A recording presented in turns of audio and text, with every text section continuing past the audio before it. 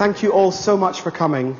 I'm Alex Boots, I'm the festival director. We're still very wedded to our original aim of being an artist-led commissioning festival, presenting world premieres and special events. We support our artists, they're the lifeblood of the festival. Without further ado, the launch of the Manchester International Festival 2011 is Bjork's new project. It will be the world premiere of a project she's been developing for over 3 years. It's called Biophilia, which means love of nature.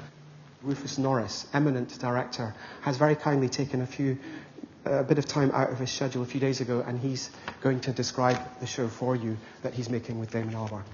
Dr. D was the great Renaissance man, the great unknown Renaissance man in England.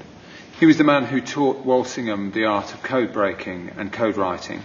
Good morning. First of all, it's a great pleasure and honor for me to be in Manchester. This new project with Marina Abramovic, we worked on this for 4 years.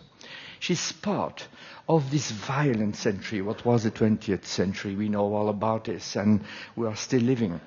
My project is called That Day We Sang, and it's set in 1969. And it's a play, it's a love story about two middle-aged people who've perhaps missed some chances in life, and it's about the power of music and the power of memory to reconnect them. So I've got one story going backwards, I've got another story going forwards. I haven't quite worked out how to wrangle them together, but I will sort that out. This whole idea of astonish us is very much what we're trying to tell the artists, which I think the étonnez-moi is maybe also a great motto for the whole festival, because so many things here have to do with astonishment. The festival has a really extraordinary reputation, as Hans has already set out, in presenting live art, moving image work, performance of a different kind, performance very often taking place within gallery or museum spaces. It seems that part of the identity of this year's festival is related on a microscopic image of the DNA. Is that right?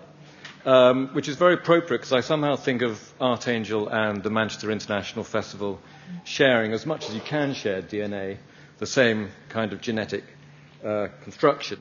If I could just give a little background to the project. Manchester is famous for many things, but generally it's not very well known for its faith communities. And I think that's a shame, because those communities have contributed much to the city that we now inhabit. My idea for the audio obscura came out of an interest really in the overheard. If people ask me what I write about, I'd say, on a day I was feeling a bit grand about it, I might say questions of perception. I think put more simply, the question is, what was that? I have been commissioned by Manchester International Festival and supported by a wonderful group called Outset, who fund artist projects, which is always very useful. And it's a piece called Infinite Freedom Exercise near Abadan, Iran, 2011. And what you're seeing behind me is a sketch, a photographic sketch towards that piece. It's not the actual piece itself, which is still very much in production. This festival really creatively brings out the best domestically and internationally. All these amazing names are up here, and yet he still scours the northwest and talks to people, finds out they're busy, and then comes to me.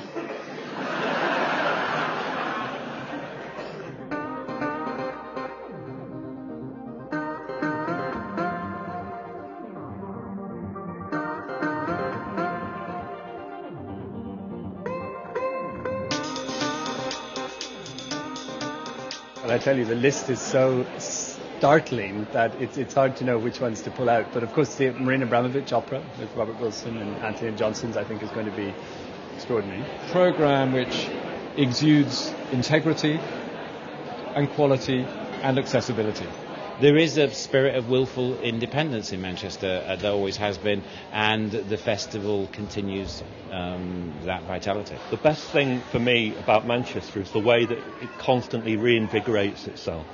Everything here is being done for the first time. We're hopefully going to have a lot of astonishment, mountains of astonishment.